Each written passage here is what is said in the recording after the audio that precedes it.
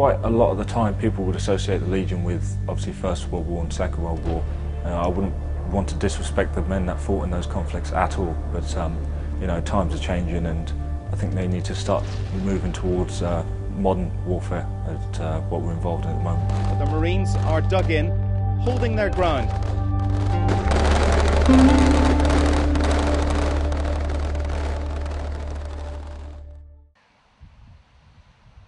In the period leading up to this year's Poppy Appeal by the Royal British Legion on Jersey, many people have been remembering a long tradition of military service, a record stretching back over hundreds of years, including 2 world wars, the German occupation between 1940 and 45. But this is about far more than paying homage to the past. It's about responding to the contributions of servicemen and women in more recent conflicts too, in Afghanistan, in Iraq, and helping those most in need, recognising older and newer generations of service. These young people, enjoying themselves in the shadow of Fort Regent, St Helier, may be forgiven for thinking that this year's Poppy Appeal has little to do with them. But one unique aspect of the Royal British Legion is that it provides support, help and comfort for ex-servicemen and women across all generations. Ashley MacDonald is 21 years old. Known as Mac, he's recently returned from a 6-month tour of duty in Iraq.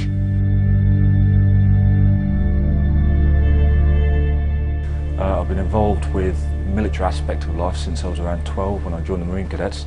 Well, I can go as far back as the First World War. My great-great-grandfather served in the trenches, joined up at the age of 14 and was sent home when he got wounded by a grenade for being underage. Then obviously my grandfather served with one of the Highland regiments, and my father served with the Royal Marines during the 1970s. Then there was my eldest brother, who served as a Royal Green Jacket for 4 years, and my other brother who also served with the Royal Marines for a period of 4 years. So I've been surrounded by the military my entire life from as early as I can remember.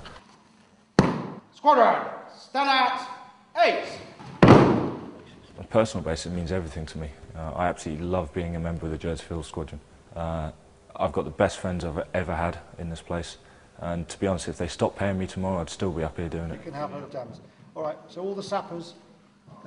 We all sort of have that traditional view of ex-servicemen being sort of bemedalled, grey-haired veterans who are parading on a cenotaph on a Remembrance Day. But you know, veterans these days can be 18, 19, 20-year-olds, and you know, that message kind of needs to get across a bit. Squadron, shut! To your duties. Fall out!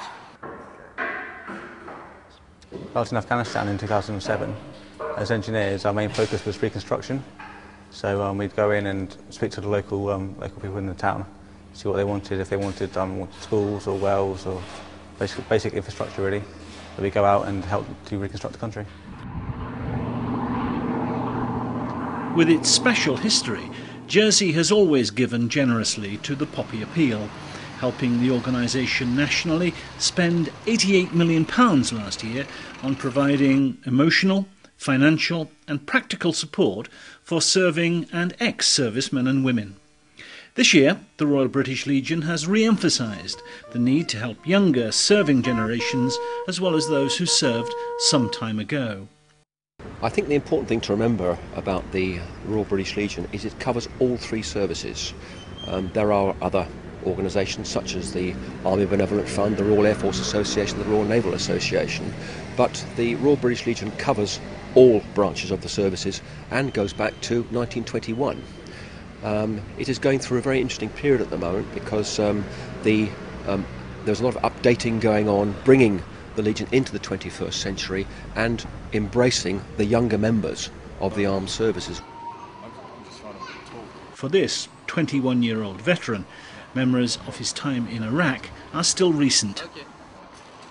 As we were sat having our dinner, the officer commanding at the time asked if anyone was interested in serving on operations in Iraq.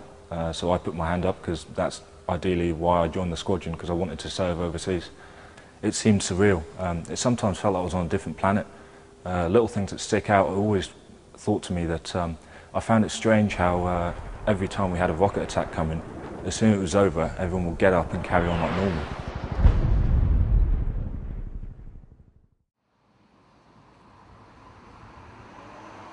Mac is a regular visitor to the British Legion in St Helier, where he meets friends from other conflicts who served in Malaya, Northern Ireland and Cyprus.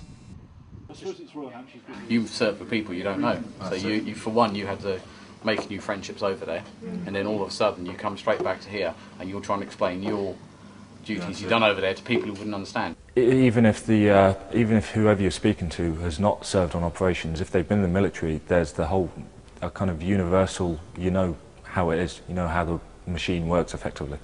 So everyone gets on fine. You just chat. Mainly you talk about the funny things that have happened. You know? You don't talk about the bad stuff. Getting your bunk bag out, going to sleep, Jankers and... You sit in a normal... I've always called the members of the club like a big family.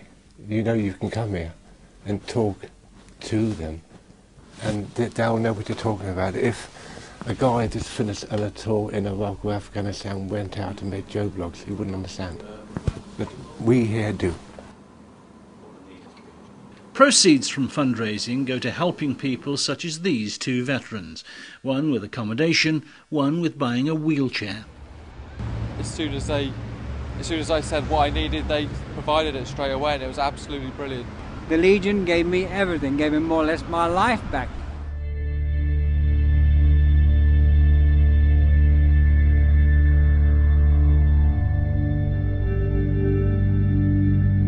There is a huge need for us to get together as soldiers in a common environment where at least we feel together. We are with people who've served and done the same thing. But you mustn't forget, we've lost comrades. We've lost people we've served with. We've also, if we haven't lost them, then we've got friends of ours and comrades of ours that have lost limbs, are severely disabled. They need our support more so.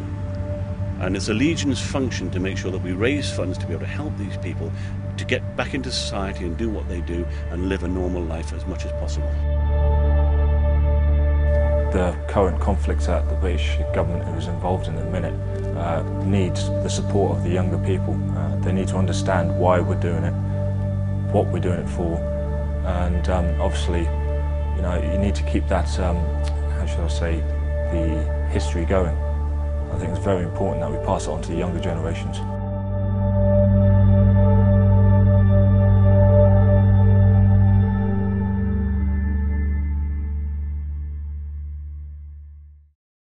So, members of the Royal British Legion on Jersey have put the case for helping those less fortunate than themselves in a spirit of fellowship and selflessness, which is as strong today as it ever was. Please give generously, and thank you for watching.